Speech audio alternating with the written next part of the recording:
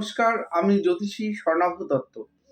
আমরা অনেক সময় হাতে অনেক ধরনের পাথর পড়ি, কিন্তু আমরা সঠিকভাবে জানি না কোন পাথরটা আমাদের পক্ষে সবথেকে শুভ ফল প্রদান করবে। অনেক গ্রহ আছে, ন্যাটাল চার্টে তুঙ্গ হয়ে বসে আছে, কিন্তু আল্টিমেট আমাদের কিন্তু সাকসেস বা সফলতা কিন্তু কিছুই দেয় না।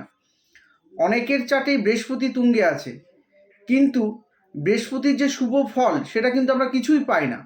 তার কারণ অনেক সময় দেখা যায় সেই গ্রহটা নবমাংশ চার্টে দেখা গেল নিচস্থ হয়ে গেছে, এবং গ্রহগত ডিগ্রি অনুযায়ী দেখা গেলো 0 ডিগ্রিতে আছে কি 29 ডিগ্রিতে অবস্থান করছে, সেই গ্রহের ফল কিন্তু আমরা পাবো না। তাই সঠিক পদ্ধতিতে এবং সূক্ষ্ম বিচারের মাধ্যমে একজন অভিজ্ঞ জ্যোতিষী বলতে পারে যে আপনার কোন রত্ন ধারণ করলে আপনি জীবনে কিন্তু সফলতা পাবেন। ওই জন্যে নিজের ইচ্ছা অনুযায়ী বা নিজের মত অনুযায়ী মনের মতো যেটা মনে হলো সেই রত্ন ধারণ করলে এতে কিন্তু আপনাদের জীবনে কিন্তু সমস্যা আসবে এবং বাধা আসবে।